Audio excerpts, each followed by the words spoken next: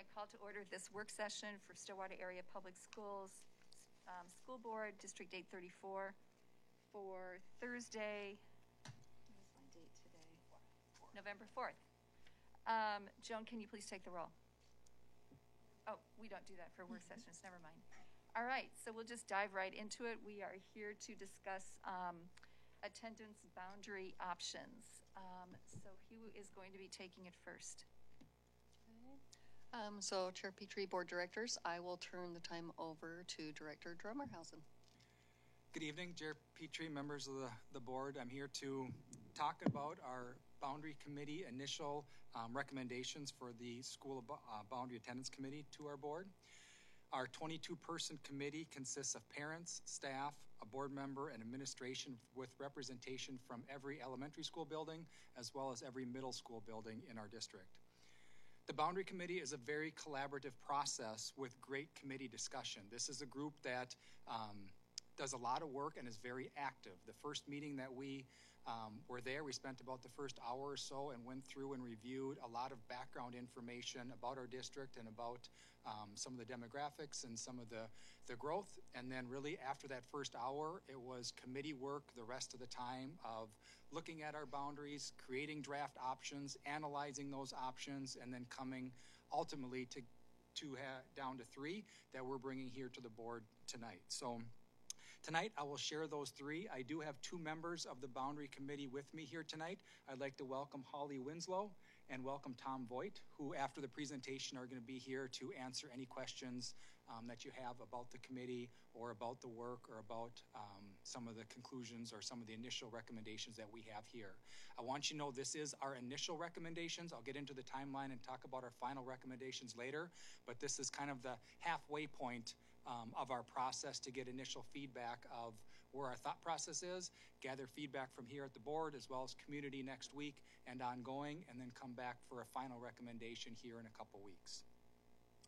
So to start out with, why are we here? Why are we changing boundaries? So the purpose of changing boundaries is we do have elementary schools in the southern part of our district, including Brookview, Lake Elmo, Anderson, and Afton, that are at or near or even over capacity in some of our buildings. Some of our other elementary schools with Rutherford, Stonebridge, and Lilly are below current capacity. Oakland Middle School is also nearing its capacity as well. And then some of our demographic studies have shown growth in our southern end of the district, mainly in Woodbury and Lake Elmo over the next several years. So the purpose of our committee was to, first off, gain a better understanding of the issues related to our attendance boundaries and how that works. As you go through attendance boundaries, every singular move works. You can move any neighborhood or any spot to any building you want. It's how do the other shifts and the other moves work, and how does that look in order to see if we want to move that proposal forward. As we looked at our proposals, we looked at over 17 different options that we analyzed, discussed, and then talked about, do we want to bring that forward to the board or not? In looking at those 17 options, we looked at many different factors. We looked at first and foremost, capacity within a school. Does it fit under capacity? Does the number of students work? How does that look? Another factor we looked at was our diversity percentage and making sure that as we rebound our school, we are not creating any racially identifiable schools. We also looked at our free and reduced lunch percentage in each one of our schools to make sure we could balance those as best we can. We looked at our EL population to see if we can balance that as best we can. There's a lot of demographic factors that we looked into those options that fit the parameters that were set forth in the guiding principles, or excuse me, the guiding change document that ultimately lead to the 3 proposals you'll see here tonight. Also, we had representation from every school and community across our district. It was important to get their perspectives from where they are, but then also come together as a whole district and try to make boundaries that are best for every student in our district. There are key communicators. They advise us as district leadership into options that they would like to move forward, and ultimately are going to provide a recommendation to the school board regarding our attendance boundaries. So the next part is looking at our guiding principles or our guiding change document. This process started in September. Where September 9th, I brought the initial draft of the guiding change document to the school board. And then in September, on September 23rd, the guiding change document was approved for our boundary process. So I just want to review our guiding principles. Decisions will be based on the best interest of all district students. A boundary plan will be created that positions us for our current needs and minimizes future changes. Feedback from various stakeholders will be gathered to provide insight, including the school board, administrative team, staff, and community. Provide for a safe and efficient transportation system within our board policy and procedures. Provide for efficient utilization of district facilities to enhance learning opportunities for all of our students. Balance enrollment at our existing elementary schools. Balance enrollment to middle school philosophy in both of our middle schools. Alternate and open enrollments will be sent back to their designated attendance area to start the process at the elementary and middle school levels. The exception will be students who are currently attending GATE, Amigos Unidos, and any of our special education site-based programs. Lastly, to the extent possible, we try to keep the feeder system to our middle schools. And to the extent possible, we try to keep neighborhoods together. And this doesn't mean students that will be sent to their school nearest to their home, but rather all students within a neighborhood will be sent to the same school. So kind of based on those principles, I talked about the guiding change document and having those conversations here at the board in September. Then we used our October 1st numbers, and that's why I waited till October to use those numbers that are official numbers to create our boundaries for next year. So we had 3 committee meetings. We met on October 12th, October 14th, and October 28th. Here we are tonight talking about our initial proposals. Next Monday and Tuesday, November 8th and 9th, we will be out with community conversations. November 8th will be at Oakland Middle School in the cafeteria at 6 o'clock. And November 9th will be Tuesday. We'll be at Stillwater Middle School in the Media Center at 6 o'clock to go through a similar presentation here and then get feedback from our community. Then the next day, while the feedback is fresh, not only from tonight, but next week, the committee will get back together, talk about the feedback that we heard tonight, talk about the feedback we've heard online and some of the emails we received, and then also the community conversations, and then look at what was our initial thinking with the 3 proposals. Do we want to change anything? Do we want to keep anything? Do we want to bring 3 forward as a final recommendation? Do we only want to bring 1 forward? Do we want to add a 4th? Those are the conversations we will have. And then November 18th, school board meeting, we'll bring our final recommendation for a report, and then we'll be looking for action at the December 9th school board meeting. So with that being said, that's kind of our background knowledge. As we get into our initial boundary proposals, we kind of had a 2-phased approach, and the committee kind of looked at this in 2 different ways. We have A, B, and C. A is different than B and C. A is the minimized changes. So they had a conversation about, do we want to have the minimal changes possible, or do we want to utilize all of our schools to the most efficient way possible? And we thought at where we are in the process, we didn't want to limit either one of those thinking, so we're going to bring both of those philosophies forward and then get feedback of what you think. So A is going to be the least amount of changes, and then B and C fill our schools a little better, but they will have more changes in terms of number of students impacted. So to begin with, looking at A, what's in A is also in B and C. This is kind of the basis of looking at Lake Alamo, and some of the overcrowding and overcapacity we have at Lake Alamo is tried to alleviate some of the overcrowding there and pushing students north to Rutherford and also pushing students south to Brookview. So our first move is to send all the open and alternate students we have within our district back to their attendance boundary. So that would affect 179 students. Then our next move is to take 32B North, which is northwest of Brookview and just south of Highway 94, and move those 119 students to Brookview. And so with the Brookview expansion and having 200 more seats, was able to take that neighborhood, so now below 94 there, take that down to Brookview Elementary. Excuse me, it's below Hudson Road area, not 94, excuse me, it's below Hudson Road. And then to the northern part is to take 29A, 29B, and 30, take the north part of those. So I know some people call it County Road 5, some people, or Highway 5, some people it's County Road 14. But anything north of County Road 14 or Highway 5 would go to Rutherford Elementary. So we kind of create new boundaries for 29A, 29B, and 30. Everything south of County Road 5 would stay at Lake Elmo. And the reason for that move is looking at current and future growth. So there are quite a few homes going in around Lake Elmo School and north of County Road 5. So be moving that to alleviate some of the overcrowding currently. But there's also some housing and developments that are on the books in the next couple years in that area that would create the future growth to move up to Rutherford, where they have space to accommodate that future growth. So option A is really just pushing everybody who's north of County Road 5 to Rutherford, and then taking the southern part of 32B North and moving that to Brookview. So based on our current numbers here today of October 1st, that would impact 379 students. So now looking at capacity, when you take a look at the next slide of how does that impact our schools, and looking at our projected enrollment for next year. So if you take this year's and then superimpose those changes to next year, you can see each one of our schools listed there on the left, what their projected enrollment would be next year, what the capacity of the school is, and then percentage full that would be each one of those schools. So option A only really affects Rutherford, Lake Elmo, and Brookview. So there would be open space at Stonebridge, there'd be open space at Rutherford, and there'd be open space at Lily Lake. So it really doesn't touch Lily Lake or Stonebridge or Anderson in that option.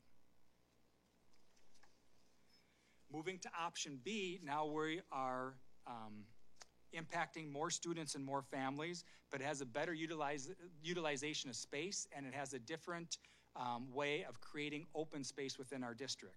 So again, we're sending open and alternates home, which is 179 students. We're moving the southern part of 32B North from Lake Elmo to Brookview, which is 119.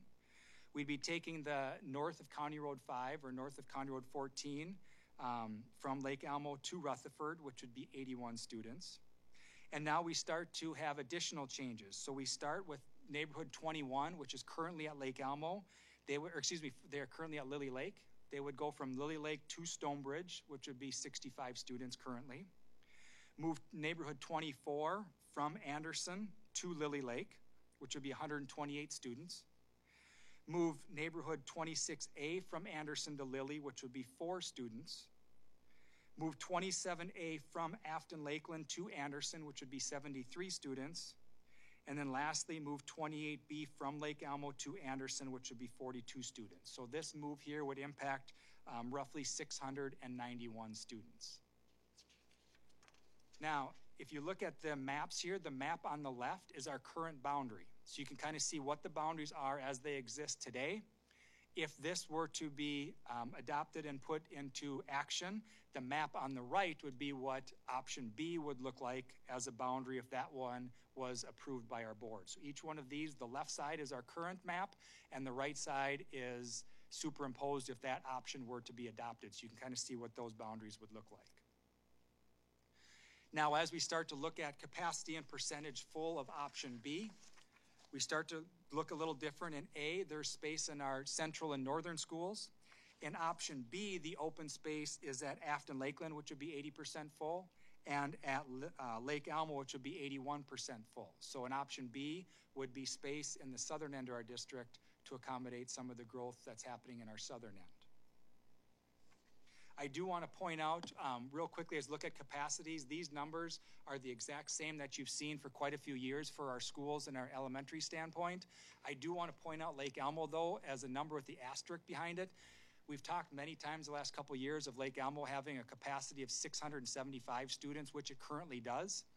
But for our discussion here and for the boundary committees, we had to have a way to make sure there is space for the Amigos Unidos program. And so it's not quite 50-50, but for this conversation, we took 50-50, meaning 50% of the students who are in that program are currently at Lake Elmo and in the boundary, so we have to create capacity space for those students. 50% are not currently in the boundary that come from open or alternate into the school, so we have to create space for them. So basically, there's 2 sections of every grade for Spanish immersion. So basically, we took 6 classrooms, 1 of each grade, and took that out of our capacity numbers so we can account for those students being there to make sure we have adequate space. So as we look at the Lake Elmo number, you're going to see instead of 675 as a building capacity, we are down to 525, taking 150 seats out to accommodate that program. So if you're wondering why that capacity looks different than everything else you've seen, It's to make sure we have the space and capacity for those students within our buildings. Can we get those numbers? I'm sorry, what numbers are you talking The about? numbers of those in boundaries that attend Lake Elmo immersion? That are boundaried for Lake Elmo? I know I've asked for them before, but I can't find them anywhere. I have my email, but I don't have I them. don't have them. That's, we can have people get those for you. I think you emailed them to me prior, but I can't seem I to can find get the an email. updated number tomorrow, and I'll send that to the entire board. And then lastly, look in our option C. The first three moves are the same with the open and alternates, and then the north of County Road 5 or Highway 15, or 14, excuse me, and then the 32B north move. The one difference now here is we moving neighborhood 21 from Lily Lake to Stonebridge, which is the same thing in option B. The next three would be a little bit different, is moving 16C, 17, and 18 from Rutherford to Lily Lake. So it's a different way to utilize our buildings. This would have an impact of about 577 students. Again, looking at the map on the left is our current boundary. Looking at the map on the right is what the map would look like if option C was adopted. Looking at our capacities for each one of these, we're in the high 80s or 90s for each one of our school except for Rutherford. This one would have Rutherford at 65%, so there'd be quite a bit of room at Rutherford here under option C. So lastly, I just kind of want to recap our options here. Options A, B, and C. You can see the top of each of the graph is the number of students that would be impacted, or the projected number of students impacted. Then you can see the percentages of each of the schools and kind of where there's open space. So A, the only schools that we'd affect would be Rutherford, Brookview, and Lake Elmo, and there'd be open space at Lily and Stonebridge and Rutherford. At B and C, utilize our facilities a little bit better, where the B has open space at Afton Lakeland and Lake Elmo. And then C has open space at Rutherford. So it's really a conversation about least amount of moves or utilize all our open space. And then if we want to utilize more of our open space, where do we want to have that space open? Do we want it at a Rutherford or the northern part, or do we want to have it at Afton Lakeland or at Lake Elmo in the southern end of our district in terms of the space utilization? So that's the elementary component of A, B, and C. Now we superimposed, once elementary is done, then you move to a middle school conversation. So you say, okay, so how do these moves look as we superimpose that into what a middle school would look like? So in options A and C, you can see that the Oakland and Stillwater Middle School have the same number of students in it. We did talk about this keeps our feeder system the same, and it keeps our feeder system alive, and we did not split up any of the schools. So currently, Oakland has Afton, Anderson, Lake Elmo, and Brookview feeding into it, and Stillwater Middle has Rutherford, Lily Lake, and Stonebridge. We did talk about splitting schools, maybe a Rutherford or an Anderson, to look at future growth, but the committee was really adamant on we don't want to create an imbalance, because if you take one of those schools, then Oakland may be down in the low 800s or high 700s, and Stillwater Middle's up in the high 1000s, close to 1100, and really an imbalance from a student standpoint, and it's imbalance from a staffing standpoint.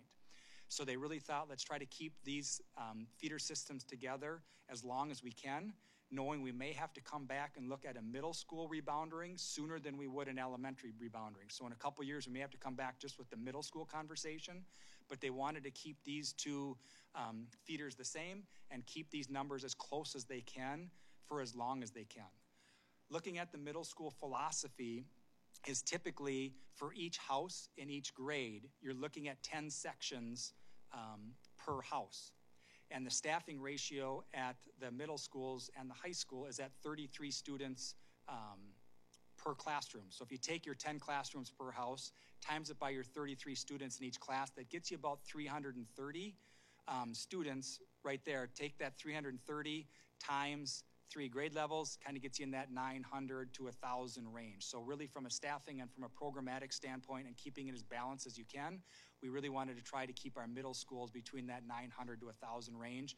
That's why you see the options presented before you here today. The only difference is option B. The way the elementary boundaries are configured, you kind of flip-flop Oakland and Stillwater Middle's numbers of who has the low 900 number and who has the middle 900 number. But the committee thought it was important to keep that feeder system together. And Mark, can you, and my understanding was also keeping that low allowed for some future growth, that it wouldn't, that 900, keeping Oakland less. In B, yeah, that would have more spots for future growth as that. That's anticipated. Correct. And then lastly, I just want to give a big shout out to every member of this boundary committee. It was a wonderful group to work with, and I just want to thank them for their hard work and their creative process. 17 options to come up with is a lot. The last time we did this in 2016, we had 9 different options to consider, and this time they came up with 17. And there were some very creative ones within that, but their willingness to put down every idea and thought they can think of, but then really step back and look at it from a whole district perspective, or what are the pros and what are the cons of each one of the options, and really analyze, is this something we want to move forward or not. So I just want to thank them for their work and their work they're going to be continuing to do here through this process. So with that, I'll kind of open up for questions. John Perry was a facilitator here as well, and also Holly and Tom are kind of here for any questions that you have. So Chair Petrie, I'm going to turn it back to you. Okay, And, thank you very much. That we're was ready. a lot of information in a short period of time. And Holly and Tom, thank you for coming. That must have been just a fun process, huh? I'm kidding. Let's go with that. Yeah. To be honest, there was 22 of us on the committee, and it was very collaborative. And they set you up with the data you need, and we have some incredible data geeks. And in the end, I always think of it as that child's kind of that little toy that you had that had the 9 squares, and you had to move them to get them in the right order. And that's literally kind of the adult version of the game we had to play, where any one slide, and then you had to figure out what's next. And but it was a good opportunity. Holly, any comments from you before we start with our questions? No? Okay. All right. Thank you for your work. Really appreciate it. I just had 2 little questions. Okay, Allison. This doesn't with the content or anything, but a couple of feedback I've gotten is we kind of tend to memorize which color goes to which school. Could we put something online that would color code? Is there something on that? Someone was saying that they didn't see like the color code. Has that been added and I just missed it? The bottom of the page. Is it On the flyer. And that's online too? Okay, the flyer's now up. Okay, perfect. And then the other little one was, could we get, I know Director Riley had asked for some Amigos Unidos numbers, which would always be helpful, but also the maximum capacity, if we could get just the, because I know we want to try to go for programmatic, but there's also room for, some expansion. It's not ideal, but could we get those numbers? And then lastly, boundaries were done, 5 years ago?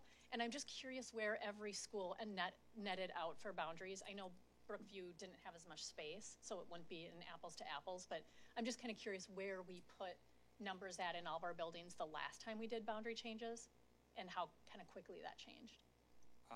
So first off, your maximum capacity, that's hard to calculate because you need to figure out, especially from an elementary perspective, what grade is going in each room. Because each one of and I don't want to turn this into a capacity conversation because we could literally spend the next half hour on this, but if there's more kindergarten, 1st grade classrooms, the top of that is 25 kids. If there's more 4th and 5th grade classrooms, the top of that is 32, 33 kids. So in calculation, you really have to figure out how many classrooms are 4-5, how many are K1 to max that out. That's why we kind of use 25 as a ballpark number, knowing that's the lowest end that we could possibly have from a capacity, knowing we have 2nd and 3rd grade classrooms, you have 4th and 5th grade classrooms that push that capacity number up. So it's a conservative capacity number, if that makes sense. So the programmatic is a conservative number. Do you estimate, do you add on, we could go another 10% safely over that number? Yeah, I'd have to dig in more to really give you a percentage. The other thing I do want to point out, and this is why some of these numbers, the numbers that you see are inflated. And what I mean by that is when you look at each one of these schools and you look at the number of students projected, it has the open students are still counted in the school, which would be taken out. And they have anybody who attends GATE, anybody who attends Amigas Amigos, anybody who attends a special education cluster site was moved back to their home school. So in theory, those students are going to be taken out to go back to whatever program they're in. We just don't have a system or a software that can say, okay, send these kids home, but not these kids.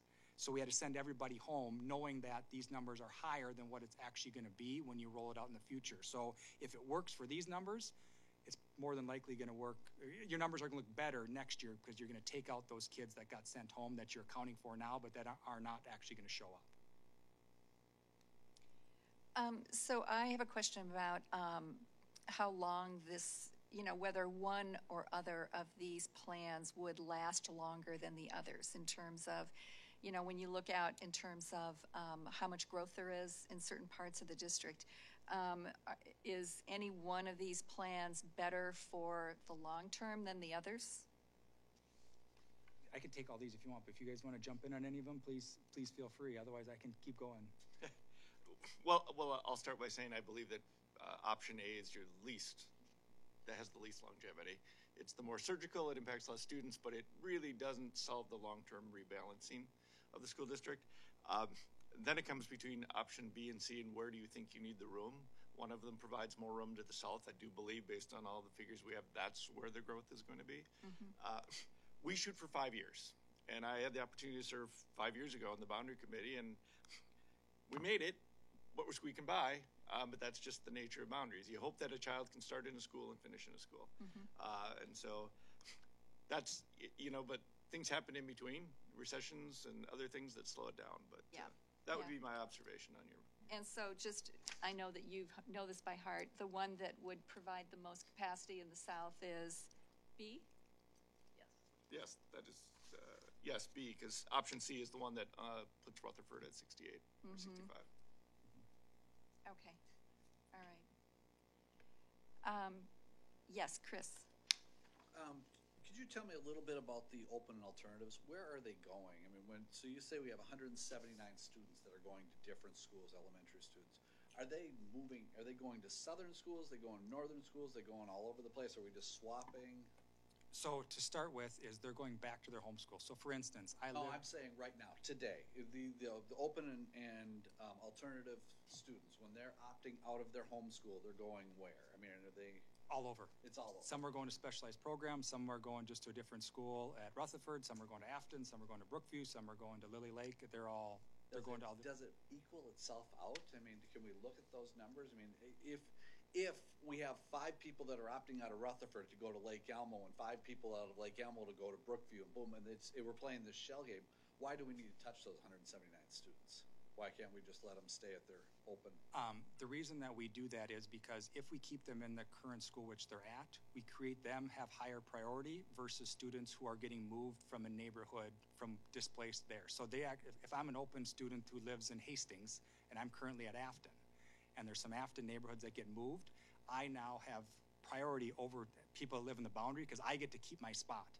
I don't get affected. I made a bad assumption that people were moving within the district. I forgot. But it's both. I mean, the same thing. So if I live in Afton and I chose to go to Anderson, if I chose to go there, then I keep my spot no matter what. But somebody in 24 then move to Lily, now their chances to come back are less because I have higher priority over them.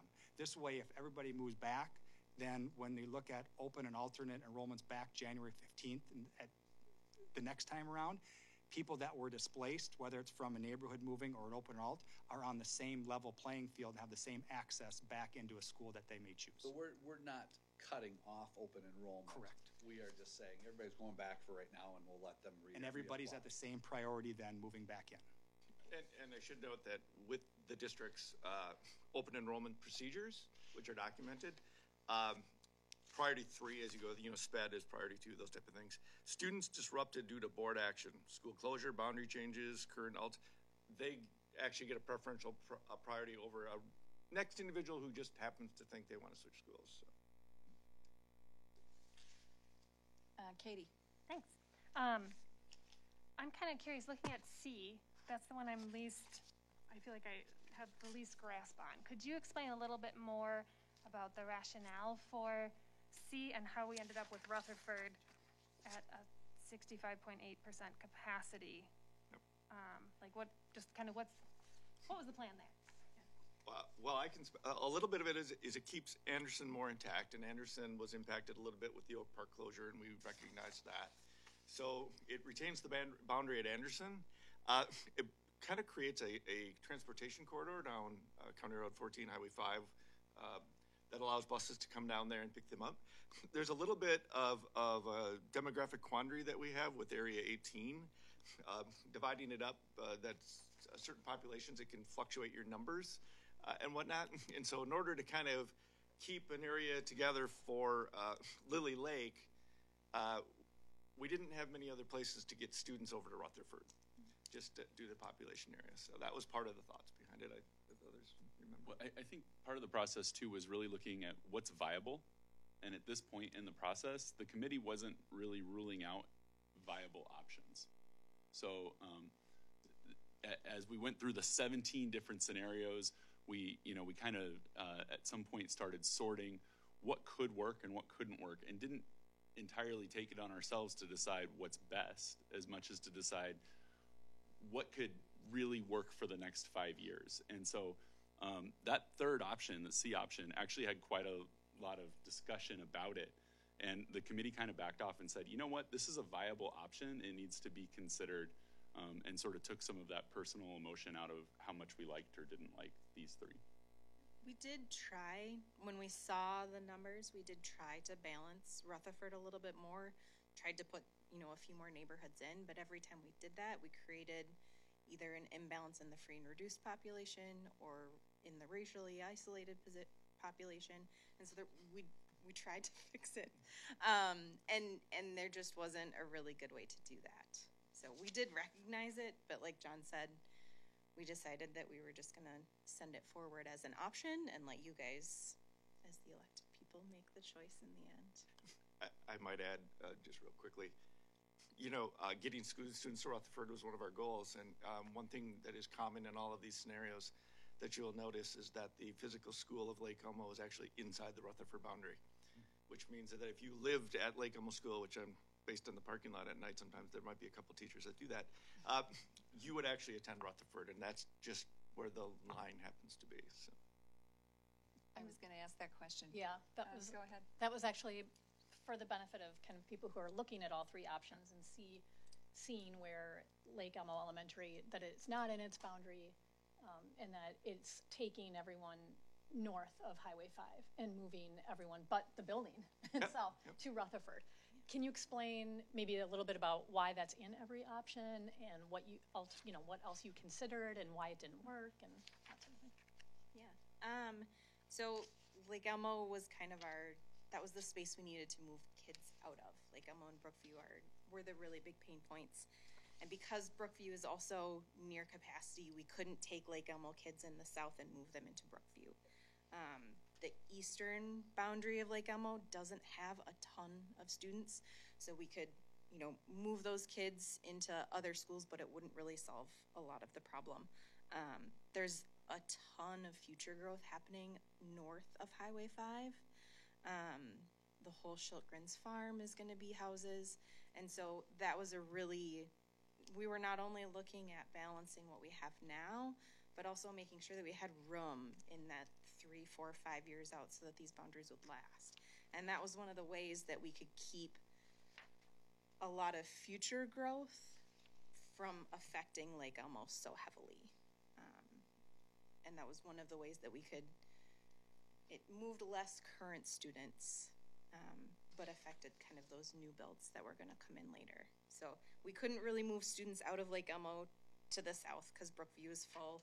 There's not a whole lot of students on the east to move out, and so it kind of, that northern boundary moving up to Rutherford made the most sense, because Rutherford has the space. And just to correct me if isn't 32B, we did move that into, was it 32B? Correct. Into, Yes. So that is Yep. Lake Elmo today, but Yes. moving to Brookview because of the And expansion. if I might add, serving 5 years ago, probably the number one feedback component we received from the community in our feedback sessions was the desire of that community to attend Brookview. And so honestly, for a little bit of me, it feels like a win. We just had no room. I mean, we couldn't get them into the building.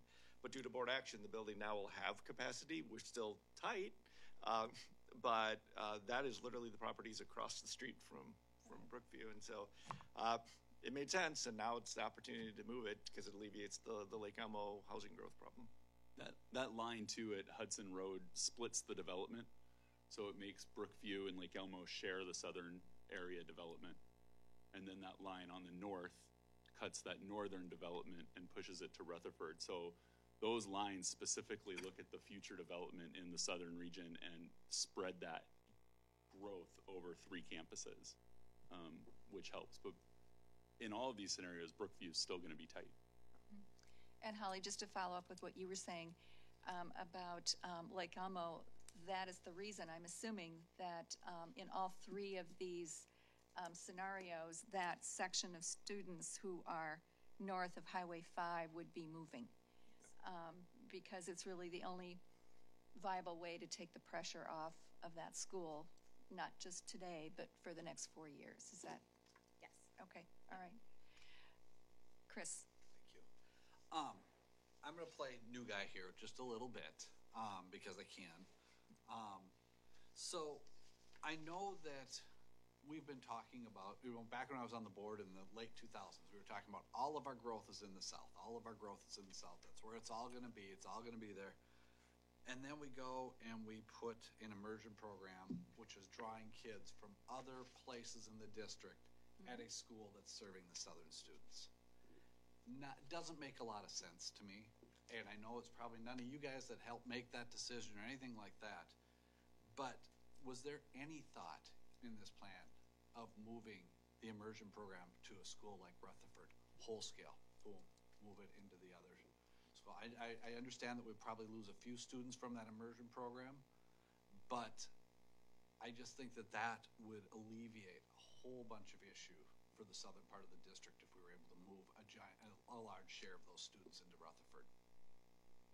We didn't look at Rutherford specifically. We actually, one committee member wanted to move it to a different school and make that school all immersion, and then take that school and move those kids and spread them out against the other schools. And we actually looked at that and ran that option.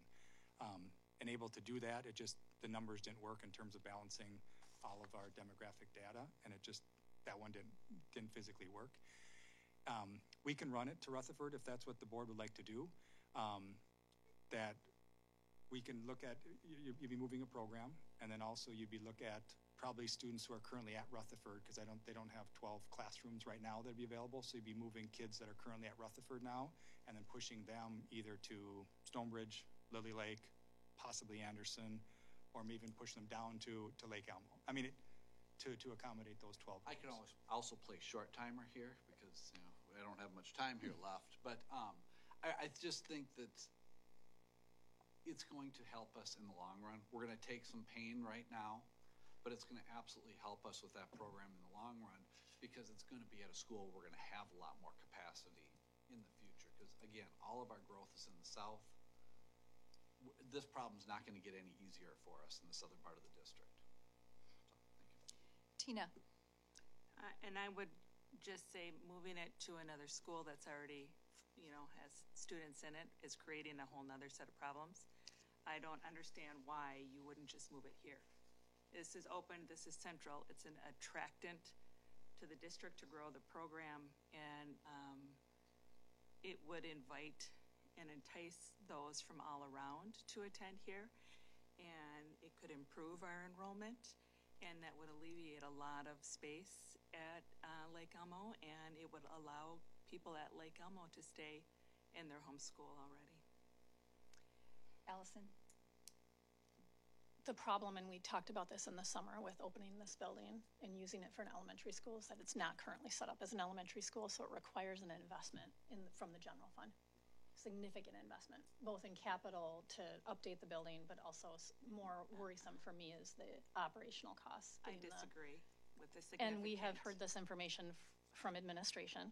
Right. And we do not have the money to open this as another elementary school. The mission for this boundary committee was to utilize already existing elementary school space. It would cost money we don't have. Right.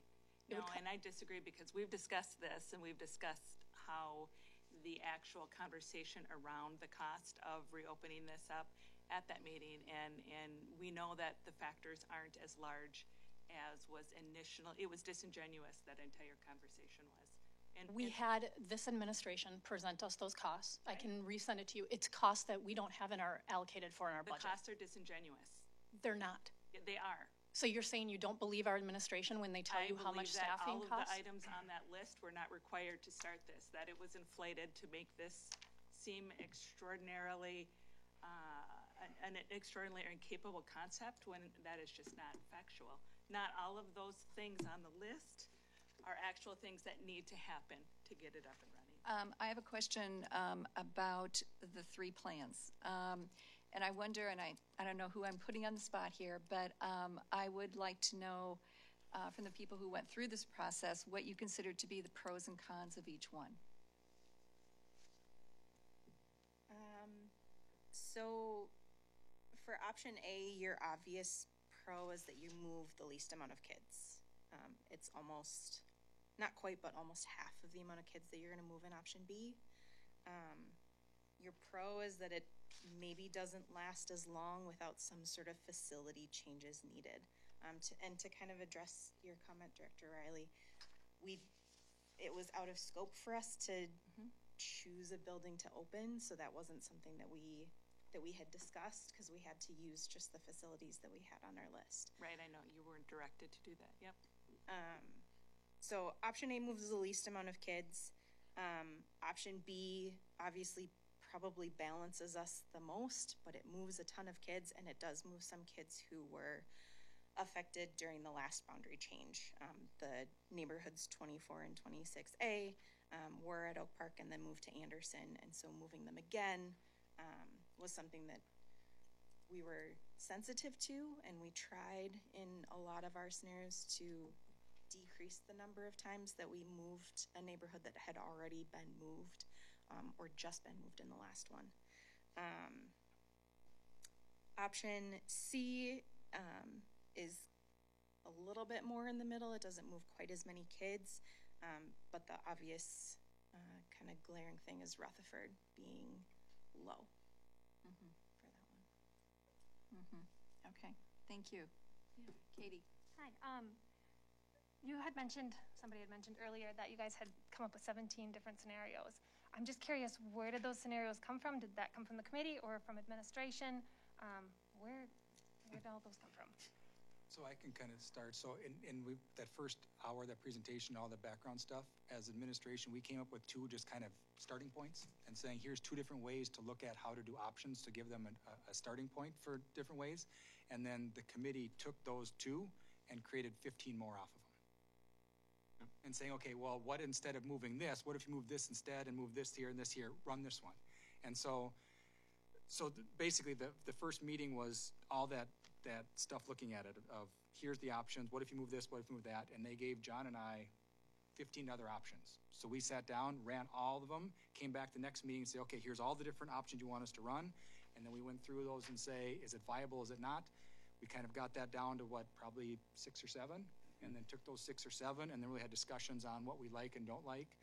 What it really boiled down to is there's only so many moves that you can make to stay within the framework of our guiding principles and keeping our demographics. So you really different moves of the same neighborhoods and different areas. So we kind of kickstarted them to kind of get their thinking going, and then the rest was them taking their work and doing what they wanted to do.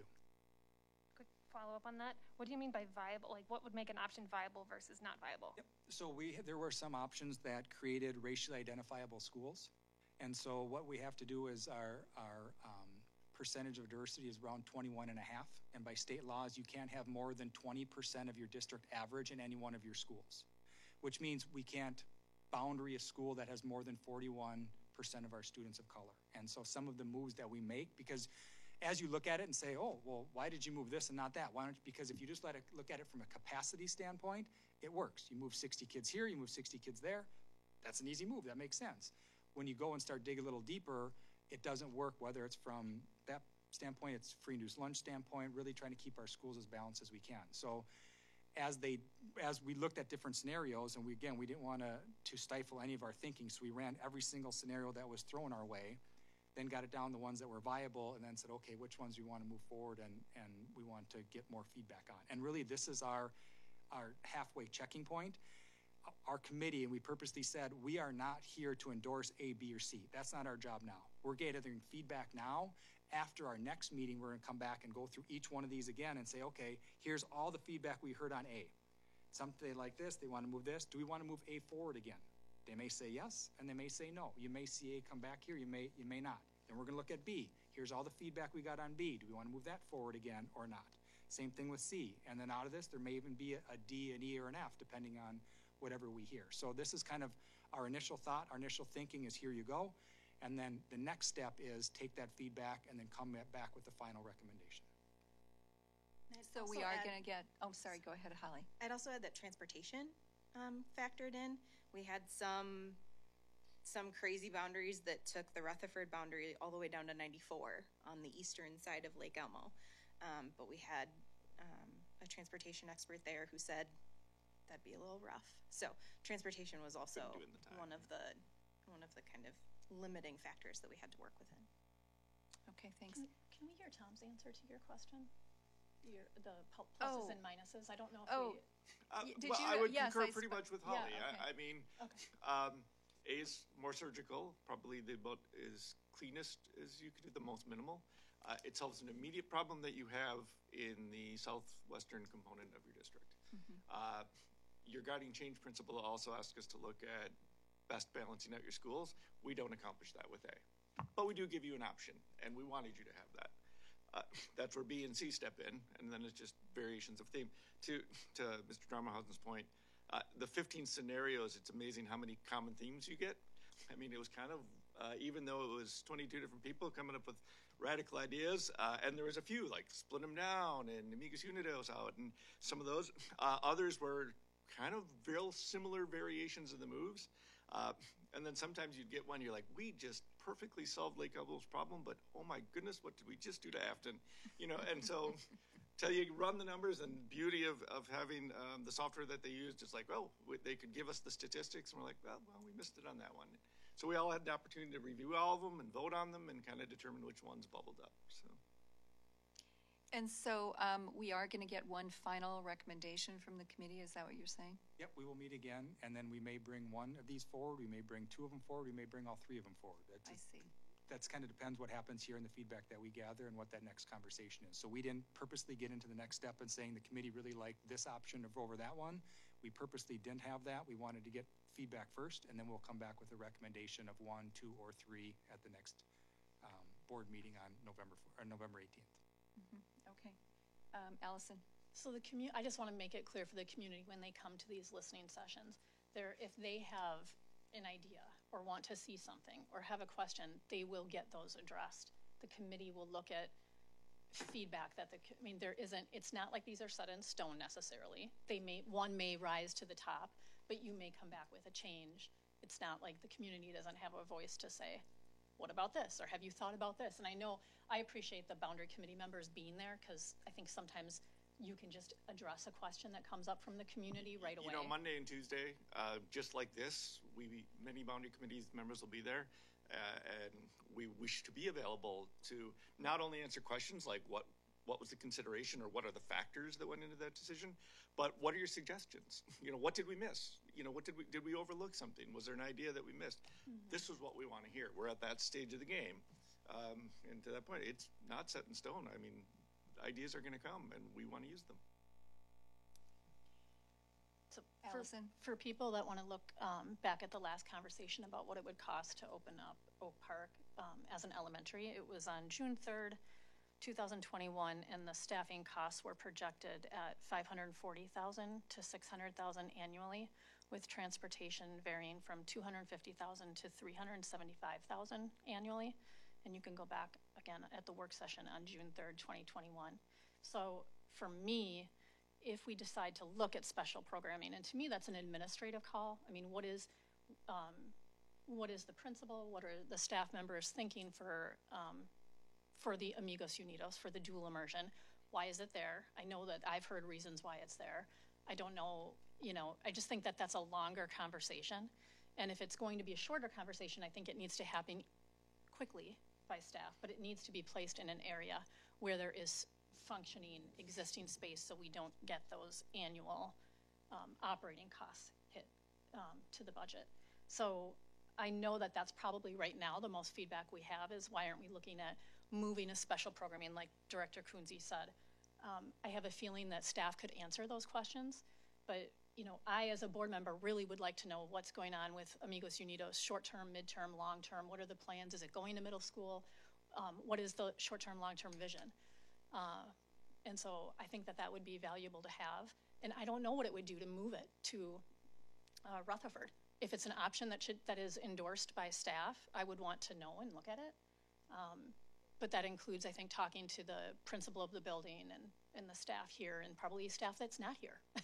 So, but this was really to look at boundaries, not look at the homes of special programming. So I guess even though it came up in the boundary conversations, it wasn't really,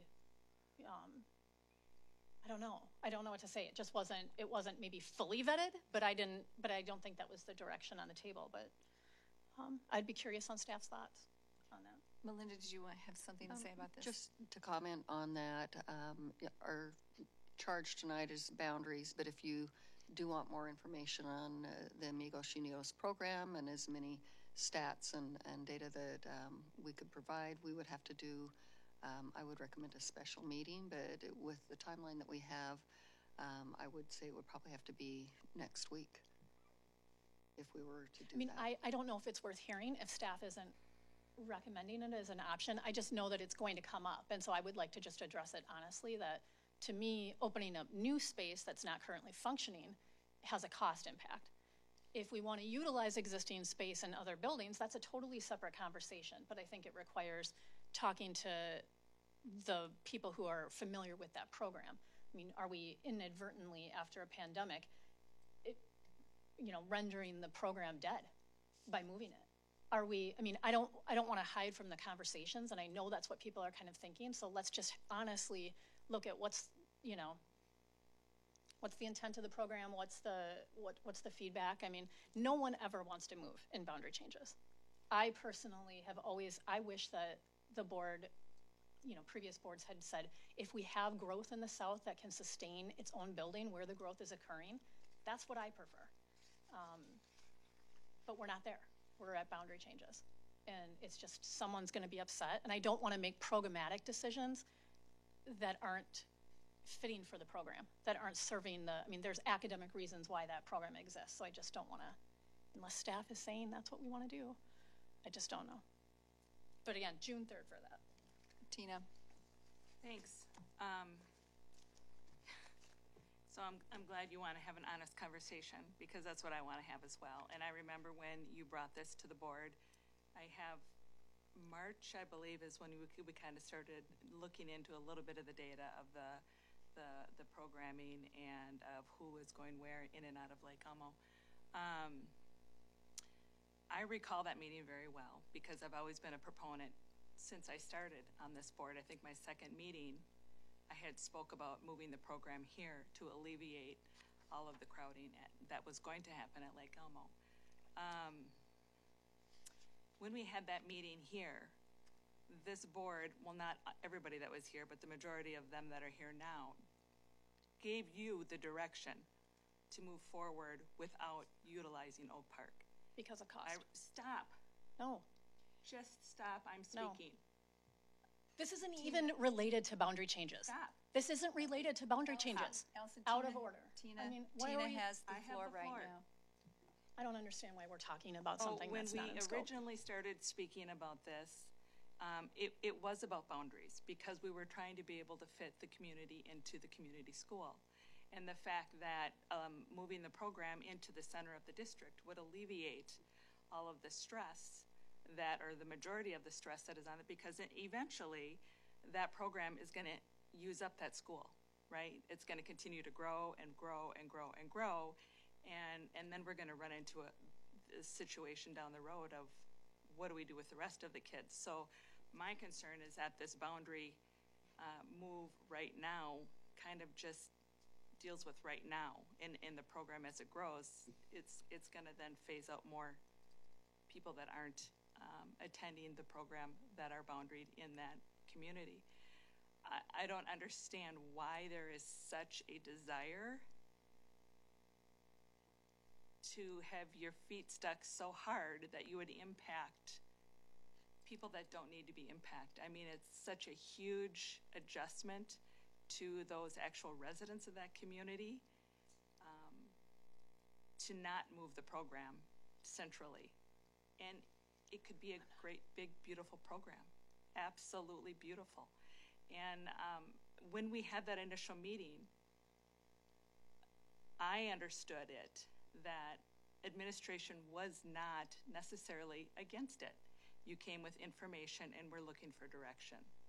And the direction you received was, no, we move forward with the boundaries, leave the program there. I guess I would like to see information regarding the program. There are options on that, and maybe we don't. It shouldn't be a rush. Maybe this process should be vetted, and so we don't have to disrupt the community soon again. And that is my concern. And we should be looking at programs when we're looking at boundaries, and we should be taking all of that into account. Even on levies and bonds and buildings, all of those should be looked at in unison. So we are making good decisions moving forward, and we don't have to make them frequently, right? And so I would like to see realistic numbers brought back, you know, what it takes to move something or to operate or to get it going. There are other options. I mean, when I initially brought this forward, I talked about moving maybe AVID programming into community ed and using some of the funding for A&I to operate the immersion program, which would alleviate a lot of a funding issue and operational expenses, and maybe even grow the AVID programming, because that would give opportunities for more students to attend those programs. So I just wish we would not shut out or cut off opportunities that may be more beneficial because of agendas or narratives.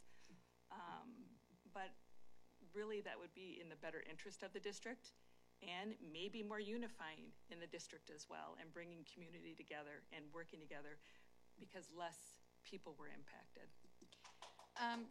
How many, can you tell me with these plans? I mean, I see percentages in terms of what the capacity would be. I mean, how much room would we have for additional students in our schools when any of these plans were implemented? I mean, what I'm wondering about is whether it even makes sense for us to open up another school. How much capacity overall do we have in all of our schools if any one of these plans were implemented? We feel with the options A, B, and C, and they can comment differently, we feel with A, B, and C with our current enrollment that we can sustain the next 5 years with the current students we have and the growth that's coming in the immediate future, that we can sustain the number of buildings we have with these numbers here. Mm-hmm. I think there's two separate conversations. One is a programmatical conversation about Spanish immersion, what that looks like. Our charge here is really looking at the boundaries, the here and now, and moving that forward. Mm-hmm. And so those. But you feel that in the next 5 years, we still have room, for all the students that are coming, as long as we implement. These here, yes. With these here, yep, okay. Because we have accounted for next year is when Spanish immersion maxes out, which means they hit 5th grade. So we've accommodated classrooms for a full vetted program next year with all the classrooms set aside. Mm-hmm. Okay, thank you. One of the things that I wanted to mention is that I think it would be helpful to be able to see where each of the elementary schools are on these maps, if that's possible. I don't, at least the ones that I'm seeing right here. Yes, we can do that. Can you do that? I mean, I just think it's useful for the community to see. I mean, we are moving those boundaries, in some crazy ways, just to be able to accommodate all the growth that we have in the South. So I think it'd be useful to see where the schools are. Okay. We are just about at the end of our time here. Katie, did you have a really question? quick follow-up. Does a middle school feeder solution take into account Spanish immersion moving into middle school? Or, I mean, I guess I'm making an assumption that it would, but again, going back to the Spanish immersion, we do need or dual immersion, sorry.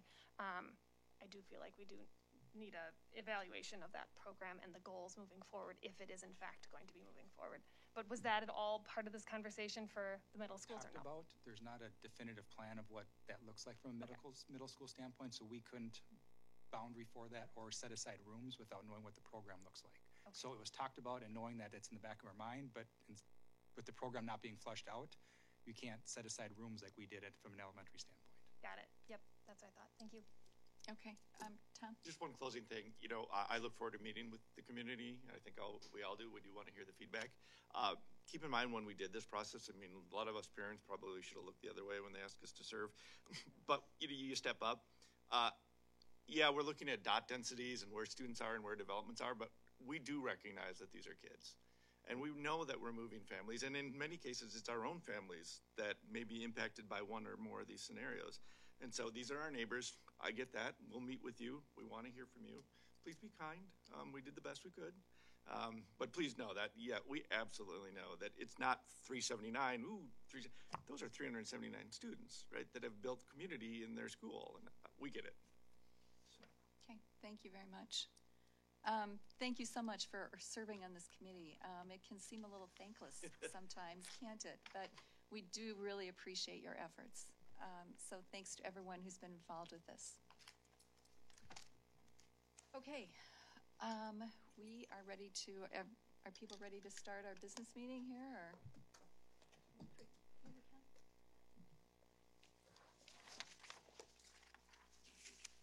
Do you want to take a break? I'd like to take a break. Okay, all right, let's take a Just like break quickly, for really a quick couple break. minutes.